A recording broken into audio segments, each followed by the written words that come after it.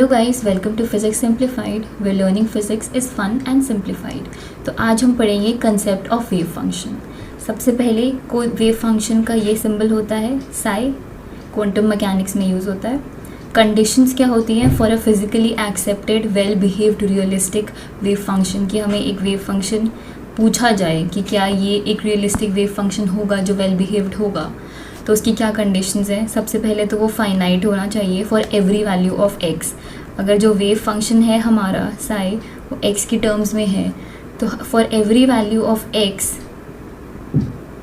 साई जो है वो फाइनाइट होना चाहिए, कभी भी इनफाइनाइट वैल्यू नहीं आनी चाहिए। Even for x tends to plus minus infinity, इस पर भी साई जो है हमें फाइनाइट वैल्यू देना चाहिए, ठीक है। उसके बाद सिंगल वैल्यूड होना चाहिए, विच मीन्स कि अगर हमारे पास ये फंक्शन है और ये हमारी डिफरेंट वैल्यूज़ ऑफ एक्स हैं और ये हमारी डिफरेंट वैल्यूज़ ऑफ साई हैं, ये हमारा डोमेन है और ये हमारी रेंज है, ठीक है। तो x1 कोई एक वैल्यू ऑफ x, एक ही वैल्यू ऑफ साई 1 देना चाहिए। जो फाइनली हमें मिलना चाहिए वैल्यू ऑफ साई वो एक ही मिलना चाहिए। For example e⁻⁻x²। ऐसा भी हो सकता है कि 2x की वैल्यूज़ हमें एक ही साई दे दे, ठीक है।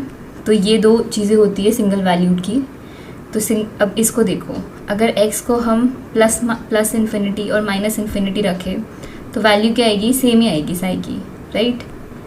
Minus infinity which is zero, तो ज़ीरो ही आएगी, ठीक है। तो ये जो है हमारा एक फिज़िकली एक्सेप्टेबल वेव फंक्शन है। और कौन सा वेव फंक्शन फिज़िकली एक्सेप्टेबल नहीं होगा, अगर ये हमारे पास डोमेन है, ये हमारे पास डिफरेंट वैल्यूज़ ऑफ एक्स है और ये हमारे पास डिफरेंट वैल्यूज़ ऑफ साई है। तो अगर एक ही वैल्यू ऑफ एक्स हमें दो वैल्यूज़ ऑफ साई दे दे तो ये हमारा फिज़िकली एक्सेप्टेबल फंक्शन नहीं होगा। फॉर एग्ज़ाम्पल ये प्लस माइनस e⁻⁰x। अब x को अगर आप 2 भी रख लो तो एक तो साई की वैल्यू क्या आ जाएगी, एक प्लस e⁻⁰2 और एक minus e⁻⁰2, which is wrong, ठीक है। फिर जो फंक्शन है वो कॉन्टीन्यूस होना चाहिए एवरीवेयर इन द स्पेस, कहीं डिसकॉन्टिन्यूटीज़ नहीं होनी चाहिए। जो उसका डेरिवेटिव है वो भी कॉन्टीन्यूस होना चाहिए एवरीवेयर, लेकिन इसका एक एक्सेप्शन होता है।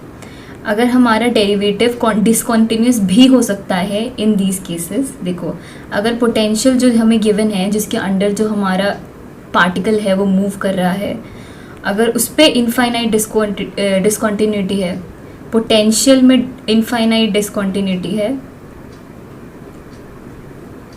एट सम पॉइंट्स, तो हमारा del psi by del x जो है वो डिसकॉन्टिन्यूस हो सकता है और वो फिर भी, और साई फिर भी एक एक्सेप्टेबल वेव फंक्शन रहेगा। ये प्रॉपर्टी होती है, इसको याद रखना होता है। और अगर पोटेंशियल डिराक डेल्टा फंक्शन है, डिराक डेल्टा फंक्शन जो होते हैं वो पीक्स होते हैं, लेकिन सिर्फ एक वैल्यू पे वैल्यू इनफाइनाइट देते हैं, बाकी हर जगह ज़ीरो होती है, ठीक है। अगर ये हमारा पोटेंशियल है for let's x is equal to a, तो इसका जो हमारा वेव फंक्शन बनेगा इस पार्टिकल का, जो पार्टिकल इस पोटेंशियल के अंडर मूव कर रहा है, वो जो है एक्सेप्टेबल वेव फंक्शन होगा, चाहे उसमें डेरिवेटिव ऑफ साई में कोई डिसकॉन्टिन्यूटी हो, ओके। अब हम चेक करते हैं कि इनमें से कौन सा वेव फंक्शन एक्सेप्टेबल है और कौन सा नहीं है। तो सबसे पहले सेक एक्स, सबसे पहले हमें चेक करना है कि ये हर पॉइंट पे फाइनाइट है।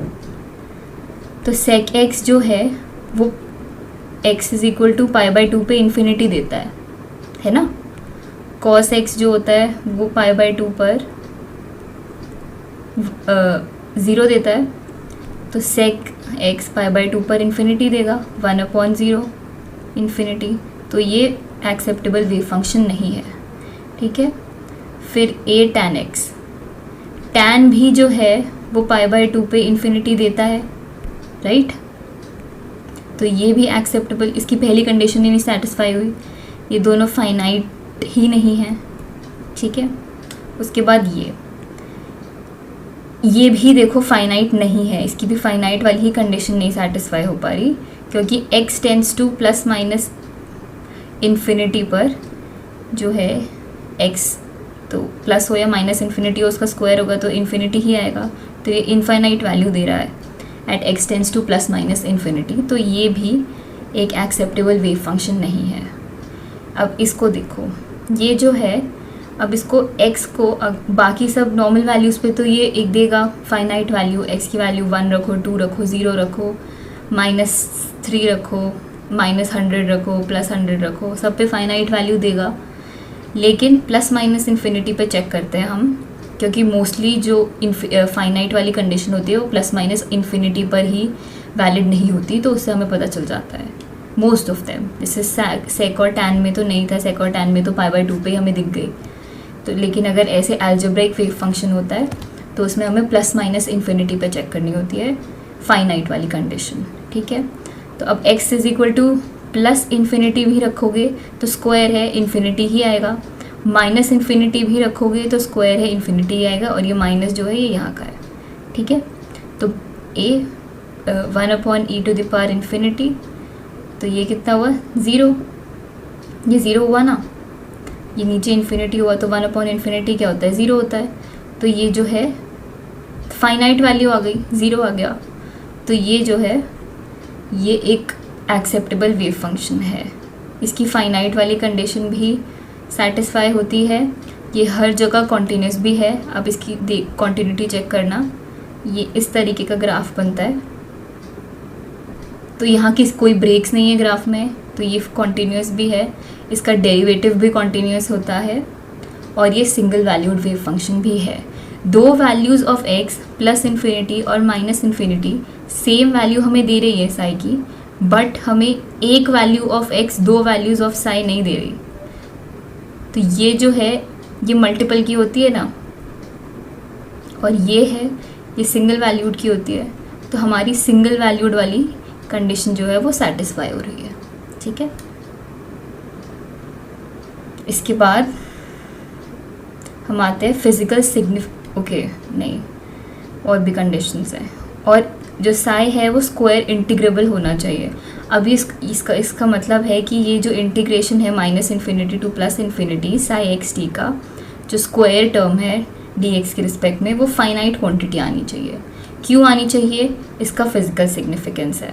देखो, इसका साई का ऐसा कोई डायरेक्ट सिग्निफिकेंस नहीं होता physically, but Sai mod square का होता है। इसका साई मॉड स्क्वायर क्या होता है, प्रोबेबिलिटी डेंसिटी होती है, ओके। ये देखो, साई स्टार इंटू साई का whole square mod whole square is the probability density of the position of the particle, ठीक है। अब प्रोबेबिलिटी हमें पता है कि ये प्रोबेबिलिटी डेंसिटी है, तो इसको हम डी टाउ से मल्टीप्लाई करेंगे, मतलब 3D में d tau is the volume element, और इंटीग्रेट करेंगे तो ये हमें प्रोबेबिलिटी दे देगा of finding the particle within the volume d tau at time t। और अगर dx से करेंगे तो 1D के लिए dx से करेंगे इसका, और डी टाउ तब होगा जब 3D होगा हमारे पास। तो ये इसका फिजिकल सिग्निफिकेंस है वेव फंक्शन का। वेव फंक्शन बेसिकली हमें बताता है कि पार्टिकल किस तरीके से मूव कर रहा है, उसका पाथ क्या हुआ, ओके। तो अब हम वेव फंक्शन नॉर्मलाइज करना सीखते हैं। ये जो होती है ये उसकी कंडीशन होती है, साई स्टार जो कि है conjugate psi dx integrated to -∞ to +∞ should be 1, okay. तो ये हम मान लेते हैं कि साई का जो वेव फंक्शन है ये एक नॉर्मलाइजेशन कांस्टेंट है, और ये बाकी का एल्जेब्राइक या जो भी हमारा फंक्शन है वो है, ठीक है। ये कांस्टेंट है नॉर्मलाइजेशन कांस्टेंट। तो n स्क्वायर बाहर आ जाएगा साई से भी और नॉर्मल साई से भी, साई स्टार से भी और साई से भी, n स्क्वायर बाहर आ गया। और ये जो है ये फाई होता है, phi star into phi dx is equal to 1। तो n क्या हुआ 1/√∫ फाई स्टार फाई, ठीक है। एक तो अब हम एक क्वेश्चन करके देखते हैं नॉर्मलाइजेशन के लिए। ये हमारे पास वेव फंक्शन है n e⁻⁻a mod x। अब mod x है तो x जो है वो <0 पे -x होगा, तो -x होगा तो माइनस माइनस प्लस, तो ये हमारा x <0 के लिए हो गया। और ग्रेटर देन 0 है तो पॉजिटिव वैल्यू होगी x की, तो माइनस सिर्फ एक रह जाएगा, तो ये माइनस है। तो अब हमारे पास क्योंकि दो पाथ्स है तो हम इसे माइनस इन्फिनिटी टू 0 लेके जाएंगे dx, प्लस 0 से इन्फिनिटी लेके जाएंगे dx इज इक्वल टू 1। अब आप देखो कि x लेस देन 0 वाला केस देखो, ये है तो n e⁻ ax, ये है साई स्टार हमारा, फिर n e⁻ ax अगेन, ये है हमारा साई। और इसके लिए x ग्रेटर देन 0 के लिए n e⁻ ax, ये हमारा साई स्टार वही रहेगा जो साई है, क्यों? क्योंकि इसमें कोई कॉम्प्लेक्स कॉम्पोनेंट नहीं है, आयोटा नहीं है, ठीक है। तो और जो हमारा साई है वो होगा n e⁻ ax, ओके। अब n को हम बाहर लेके आ सकते हैं पूरी टर्म में से, और ये क्या बचा हमारे पास, इन एक्सपोनेंशियल टर्म्स को मल्टीप्लाई करोगे बेस में पावर्स ऐड हो जाएंगी, 2ax dx plus 0 to infinity e⁻−2ax dx is equal to 1, ठीक है। फिर एक्सपोनेंशियल को इंटीग्रेट करते हैं तो बस नॉर्मली नीचे कांस्टेंट आ जाता है, फिर इस पर हम लगाएंगे limits -∞ to 0, again e−2x upon -2a, limits लगाएंगे 0 to infinity is equal to 1, n square, यही लिमिट्स लगा लेते हैं, e⁻0